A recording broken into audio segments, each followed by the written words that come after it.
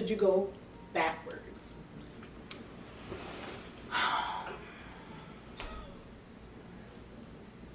You can. I was always told, and this is something that resonated with me throughout my years. My uncle got divorced after 35 years. And I'm never going to forget that one time when I went to see him. He had just gone through the divorce and he was hurt.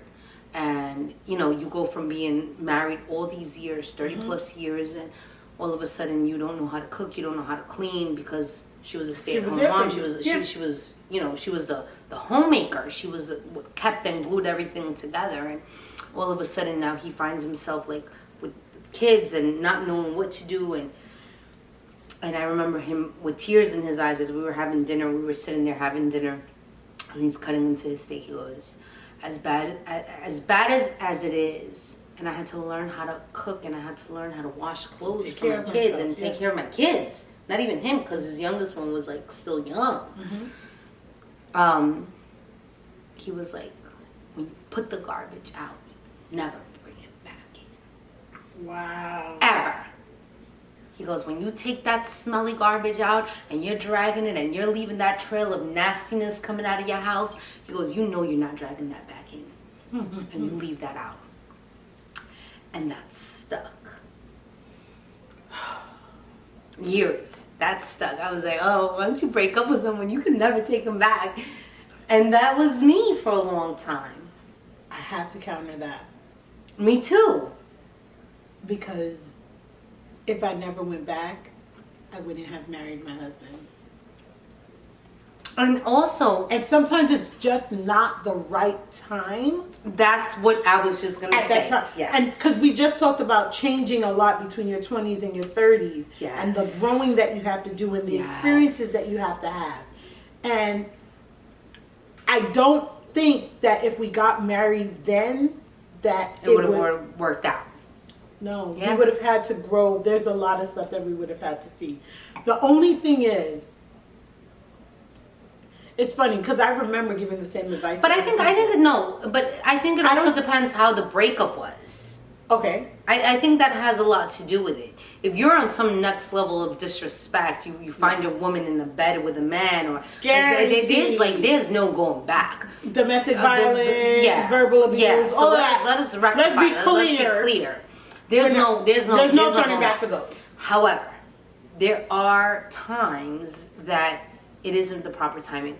I agree. And there are times that you do outgrow who you are, or you have a moment. I am not the same person I was 5 years ago, 3 years ago. I'm not. I grew. I definitely, after my last relationship, I did a lot of growing up. I know exactly where I stand and what I am now.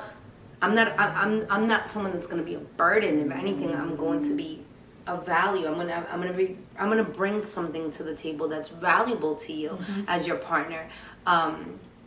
So I think I think there are times, and again, right now I'm kind of in a transition. Going backward? Not really going back. Well, I kind of went backward. Considering going back. Not even considering, because that hasn't been brought up yet. But the consideration was there because I did go back, and I actually went and I saw my ex, and we sat down and we dined and we had a great time, and we kind of reconnected, which was really nice.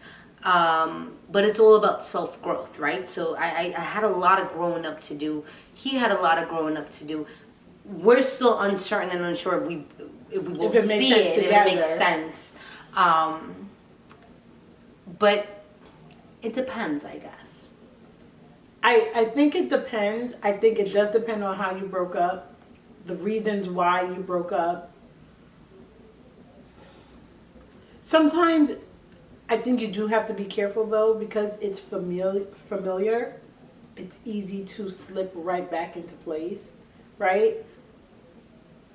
I know him. He knows me. Yeah, but you know what you want, and you got to remember why you broke up in the first place. So if you're going backward on all those levels, then you need to move. It's all about self-growth. And that's what it is. It's about self-growth and knowing yourself as a woman, right? Him and I, we broke up, and I took the time out to get to know myself. I took the time out to get the help that I needed to fix things, because it would have been a cycle with the next person and the next person and the next person. So I had to take a moment and see what I was about and what I was doing wrong. And I fixed it. And I fixed myself, and it took me a long time. I've been single for a while now. I've been by myself. And ultimately, at the end of the day, I think that it's all about self-growth. So if you took that time in those 2 years, and mind you, I dated in between and he dated in between, but we're still single, and there's been self-growth on both ends, where it just makes you guys even better than when you were before, then why not? That's how I see it. So to be continued. We'll see where we'll see what happens. I mean, but then again, you know. Next on our list, dating to get married. What does that look like? Dating to get married. I feel like when I felt like I was ready to date to get married, there were a lot of things in me that were ready. Like who I was when I was dating and having a good time, and who I was dating to get married. Here's what's funny. I'm lying. I never dated to get married. I didn't believe in it, actually, now that I think about it. Now that I'm reflecting back on where I was, I was 32, 31, 32. I had kind of just said, you know what? Whenever it happens, it happens. I wasn't even dating at the time. It had been a good 2 years since I was on a date. I was living by myself in San Diego and completely terrified to go meet random men. So I wasn't dating.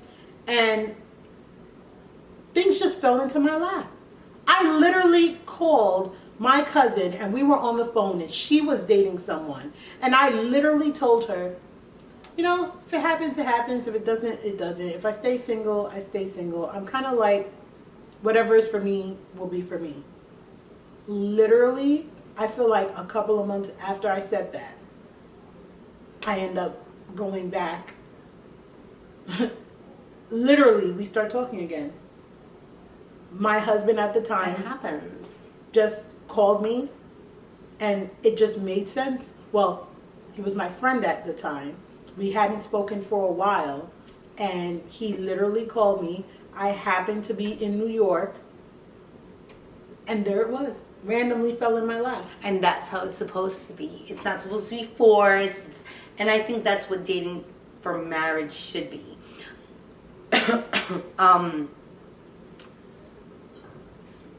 I don't think I date for marriage. So as you're dating now, what are you dating for? I think I'm dating to see, again, I'm very particular, and I can be very picky, and I'm just a pain in the neck when it comes to dating and the people that I have around me. So I think I've been single for a long time. Obviously, we're all looking for a significant other or a better half or partner. If it happens, great. If it doesn't, I'm still okay being single. And I think that's the sweet spot, where you've reached that point of just feeling good, being alone. Yeah, and I'm good with you or without you, honey.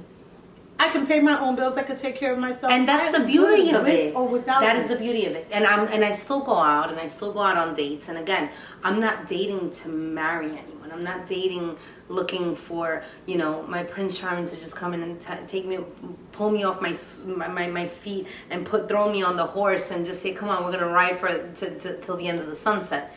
No, I'm not. Because usually by the third or fourth date, I'm like, I don't know about this. I'm like, if it happens, great, and if it doesn't, I'm okay with being alone and just having friends and having a good time and enjoying the moment. Do you think that there's a way to get married, though, right? So there are a lot of people who date for like 10 years. Yeah, that's not happening. That's to how me, it's absolutely ludicrous. It's a waste of time. Too, right? It's a waste of time. So how do you get over the hump? I listen, I think that if you're with a person for 3 years, and you're uncertain if that person wants to really like, if you're with someone for 3 years and they don't know if they want to take the next step, that person's not for you. I'm all about putting their feet to the fire. I'm not gonna force you into anything, but I know what I want and what I need. Yeah, your boundaries. You have to have boundaries. Right. I don't have time. And I really knew. I knew when it was time, because when we were dating, I totally was like, so here's where we are. Like, I'm dating to get married. You're not gonna be here for 3 years and not put a ring on it. That's definitely a non-negotiable for me. So I can enjoy being entertained, wine and dine, whatever it is that you want to do, but there's definitely a time limit, and I will walk away, and I'm okay with walking away. And as women, and some of us as women, we do have, listen, we're not men. You know, we do have a time That's clock. true too. We do have a time clock, guys. And sometimes we allow ourselves to get raveled into these circumstances, situations because you're in love and you love that person, you want to be with that person, but that person maybe doesn't see the value or doesn't want the same thing, and you spent all these years, and next thing you know, all of a sudden now you're 30, you're 35, you're 40, no children, no husband, no nothing. You're still with your boyfriend of the past 20 years. First of all, I think there's a limit on calling you my boyfriend. I can't. Like, after a certain period of time, I'm not allowed to have a boyfriend. We're not boyfriend. I've been dating you how long? You're my who? No. I agree. Do something. I agree. Do something. I have to agree. There are women who are okay in being in those type of relationships. No, not. But if you are a woman who wants to get married, yeah, know your worth and know your value. And it is okay. Yeah. It is okay. Yeah. I want to get married. So then it's okay to draw the line. And that is why I draw my lines. I want to get married. I've never gotten married through church. I want to get married through church. Oh, yeah. I've never been married through church. I actually canceled my church wedding, believe it or not. That's a story for later. We're going to come back to that. I canceled my that church is totally wedding. worth having a I conversation. knew that he wasn't the one, so I canceled my church wedding. We're coming back to that. So, but yeah. I eventually want to get married. If I'm dating you for a long time and I'm in love with you and you're everything that I want and I'm everything that you want, why not? So again, going back to dating in your 20s versus dating in your 30s.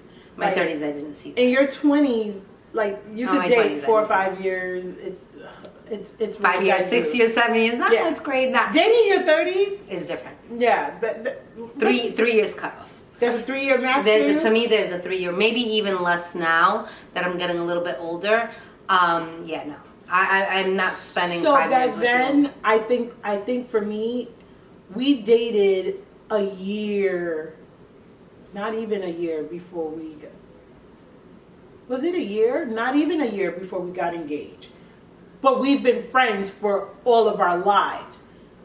Regardless of that, I probably would not have gone past 2 years. Like, I totally was, I don't have time. Because now, but I never spoke to him about it. Like, that was my rule. Like, I'm not begging you to marry me. Yeah, no. Like, you're either going to want it or don't want it. However, there are boundaries. There's boundaries. Yes. So I already knew, okay, well, I'm certainly not going to be here for an extended period of time. Yeah. So get your act together. But outside of that, I'm not begging you to marry me. I'm not going to have the conversation 15 times. Like, you either want it or you don't. We can move on. But yeah, I'm not about the 10-year relationship. I'm not doing that. Again, no knock. No knock. To each his own, no knock. But just not for us. The thing we're going to talk about is dating while married. Tahani gave me the look like, dating while married? Like, what does that mean? Like, don't stop dating. While you're married. While you're married, dating each other. Your husband. Dating your husband. Really? There's open relationships. People. Okay, so we're totally not talking about that. That's why I was like, what? That's a topic we'll talk about later. However, no, I was talking about dating your spouse and how that shouldn't end. Like, life is going to happen. You guys are getting to know each other. You move in together for the first time with some people. You have kids, and you put your relationship on the back burner. And that's how you head towards divorce. So yeah, I think it's really important that you continue to date while married in order to keep your relationship healthy 100%. and to keep it spicy and to keep it hot. But if you're not dating while you're married, Someone else will date. woo! All those things, like, men need to feel sexy. I think both. Especially after you have I kids. agree. Especially after you have kids. When said it. kids come along, it's You like, said it. oh, I have the kids. Can't be kids with anyone. Everything's the kids. Everything's the kids. You have to find the time to be able to go with your husband or your significant other and do a date night, karaoke, painting, a paint night, wine and dine. Go sit outside where no kids are around. It's just your time with him. Weekend getaways. Those are good. Once in a while, they're phenomenal. You don't need to do them every weekend. You don't need to do them every month. But at least once every 2-3 months for you to just get out Friday and come back on Saturday evening. You have a whole... And it's just for you guys. Even something as simple like going quarantine. I know it's hard on a lot of couples because there are no babysitters, right? You don't want to leave your kids with people. Dating at home. Stay at home date nights. Once those kids go to sleep now, we have them on a 8 o'clock time limit. Done. Have a picnic ready in the family room, in the living room. Yeah. Go outside by the fire pit. Turn your fire pit on. To drink that whole nice Get your bottle of 90s wine. R&B going. And enjoy each other. Yeah. Watch a movie together. Yeah, because listen, Candlelight dinner together. Have it already prepared. it gets boring. It People does. people get bored and tired of the same routine. The children, the fighting, the cleaning, the running to daycare, picking up from daycare, coming home, running for dinner, running from you mean my life? your life, your life, right? And I'm divorced, and Looking back now, there's a million different things that I could have, should have, would have done. Differently. I think differently to maybe salvage my marriage to a certain degree. But again, you're young. It's different. You see life differently. But in order for you to salvage and to stay, not even salvage, because you may not have any issues at all. Some people might like it and they're fine with it. But I think you spark. should still date. You have to do it. Even if you think you're fine with it, Yeah. he may not be fine with it. Or even just speaking to a coworker and they're just telling them things that you would have told him had you guys had the time to just sit together intimately and have a conversation. Yeah. Might make the difference. Yeah. So I think, yeah. And not even that, but not even that. Like, I'm dating. I'm not married. I'm dating. And I have a great old time. Right? And some of my married friends is like... I'm living my life vicariously through you. Yeah, Todd. yeah. Like, some of my married friends, they're just like... Where did you go? Like, what did you do? Oh, that sounded like How so nice much fun. Yeah, but you could do the same thing with your husband. We need to do a better job of putting that time in. Yeah. I think that every relationship, especially with us, we have a newborn. Well, she's 9 months now, and a 2-year-old. Yeah, You gotta make that time. you got to make that You have time. to. So I agree. Dating while Yeah. married, that's a plus. Yeah, you gotta do that. Okay. What if it doesn't work? Dating after divorce. Dating after divorce. This is all you, honey. Tell me about it. Dating after divorce. I started dating about a year after I got divorced. And it was a different world out there. The grass is not greener on the other side, guys. Woo!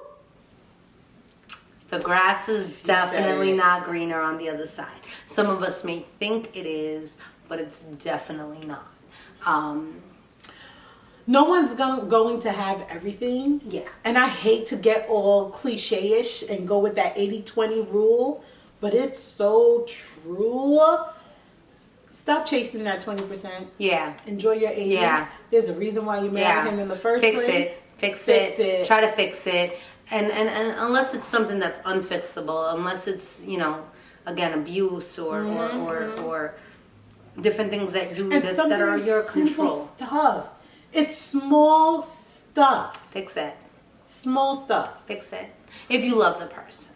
But dating after divorce, tell me about dating and having kids and inviting a new person. No, I didn't invite anybody. I was so traumatized and worried about my children after I got divorced. I actually waited about a whole year and a half after I met someone, and I dated him for a whole year and a half, almost 2 years, before I introduced him to my children. So is that like a rule of thumb? No, that was just my rule. Okay. Because again, I didn't know, you got to be cautious because these are your kids, and it's impactful, the decisions that you make as adults and what you're bringing around your children. So to me, it was just like, what if? What if that? What if? And then finally I brought him around, and we dated for about 5 years, on and off, but it was toxic. So I went from I came out of one toxic relationship, or I came out of one bad relationship that I probably should have trooped out anyways, just because of my children, right. And because again, the grass is not greener on the other side all the time, right? And then I go into this other relationship, and I'm in that relationship for 5 years that is not the best one. And my kids are exposed to that now. Even though they were limited, their exposure was limited because he never stood over my house. I shared custody with my ex-husband, so my kids were with my ex-husband back and forth. But it's still it's harder. It's hard when especially when you have younger kids. You got to be very careful. I have girls, so I was just, I did everything I had to do with my children while they were with me. And obviously when I didn't have them around me, when they were with their father on his weekends, I would go out with my friends, I would date, I would meet people. But it's hard too if you're the woman dating a man who's divorced but has children. Yes. And especially if the kids are a little bit older. Yes. They're not always the nicest. They're not, but you have to make it your business to be a friend to them, and it's a tough situation for everybody around. It really is. You have to know your place, right? You have to know your place, and you have to give yourself that. You have to give yourself boundaries. Everything is about boundaries. To me, everything is with boundaries, right? You have to give yourself the boundaries that you're gonna set originally and go by. Especially when you're dealing with other people's kids. What are you going to accept and not accept? And I feel like that person has a responsibility, right, to cut things out. Yeah, because it's not your responsibility, right? So I'm not your parent, so I'm not going into I'm assuming. Yeah, you're not the going friend. into it. You're the friend. Parenting you. No, right? You're the friend.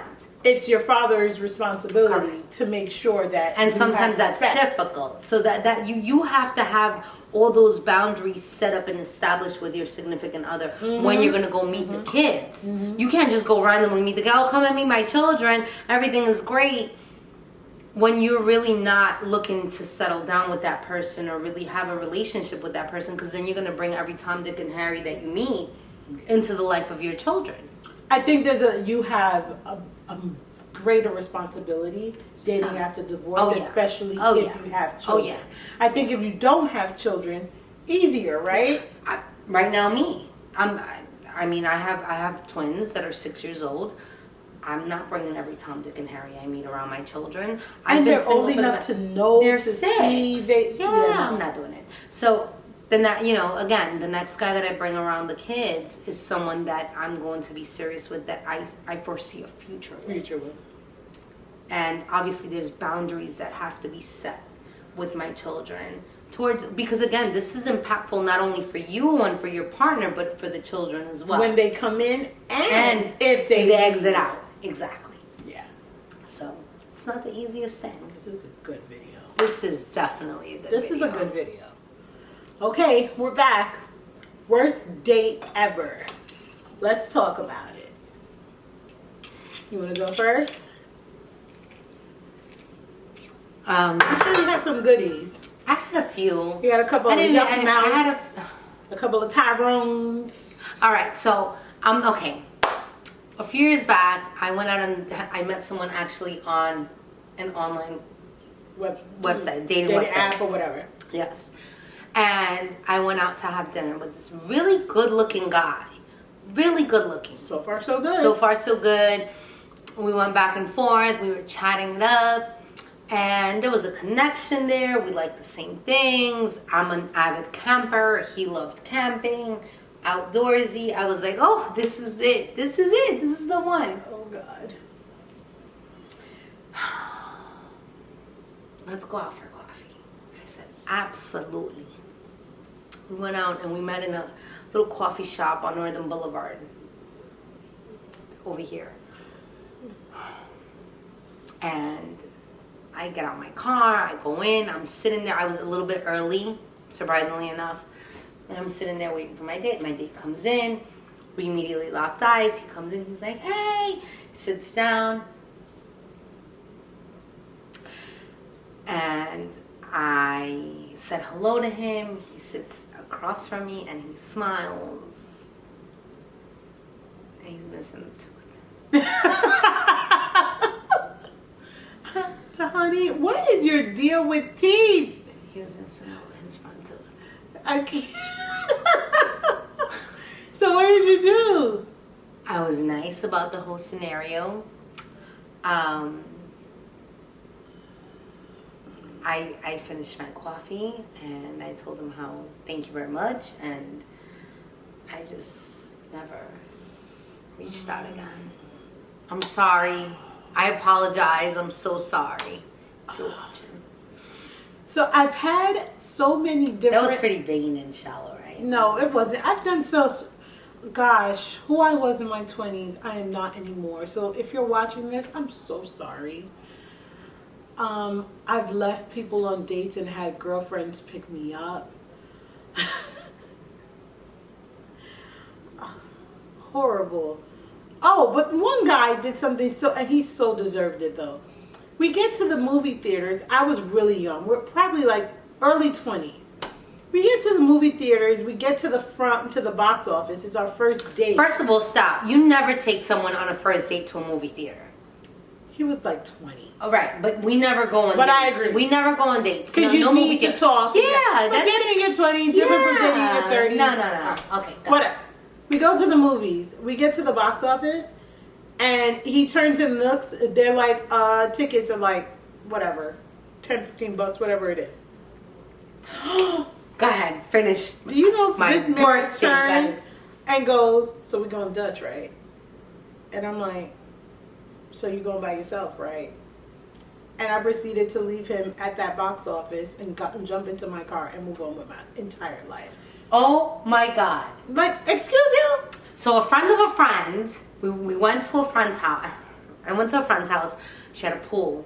So we would spend our summer days in her pool, in her yard, in her pool. So she would have some of her friends come over, whatever. So one of her friends comes over and we're kicking it, and good looking guy. I was like, oh, okay, all right, nice, good looking. We went out on a date, had a great time. Second date comes around. We went to a place, none other than Hooters.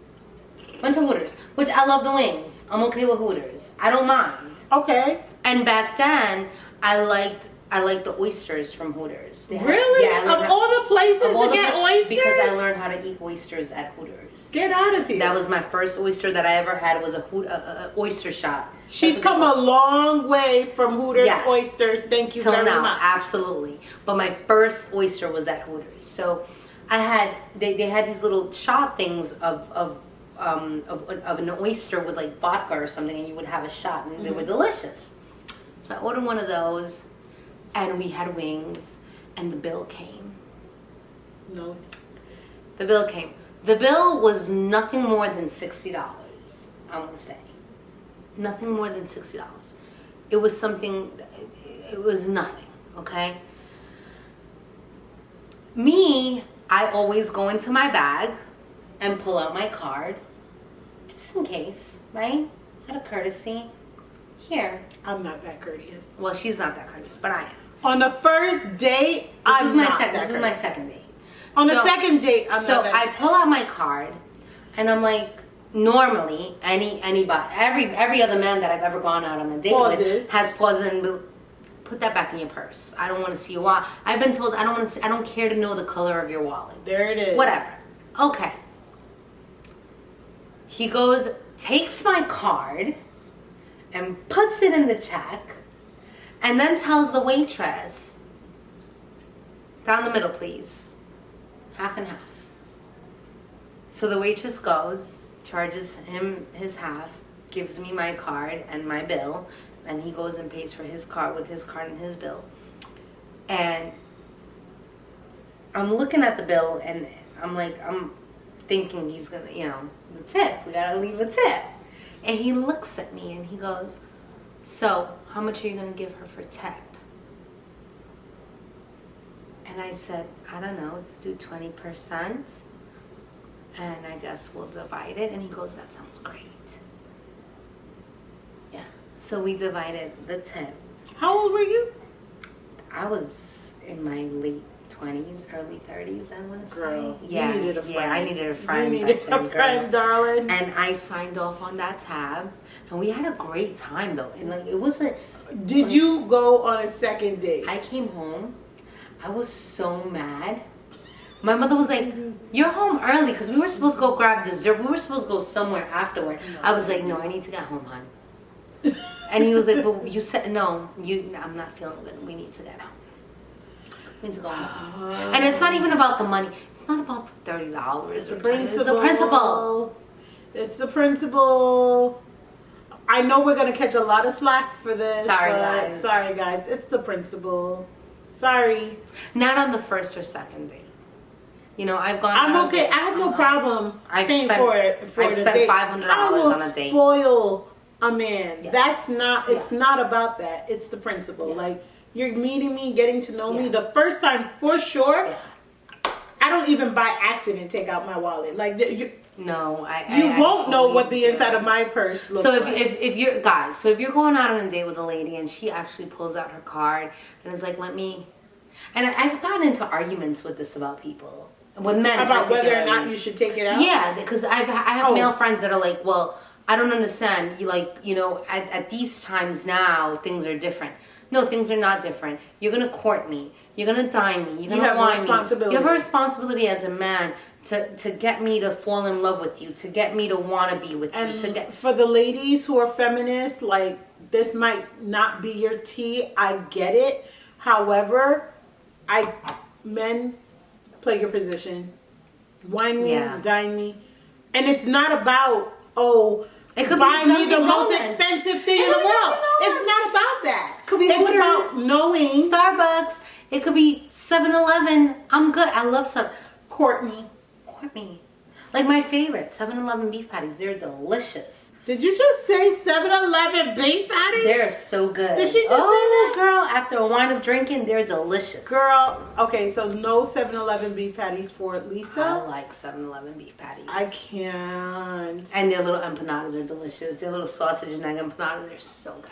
Anywho, I'm okay with that. All right, well, Tahani needs a date, and you could take her to this local 7-Eleven. She's a cheap date, y'all.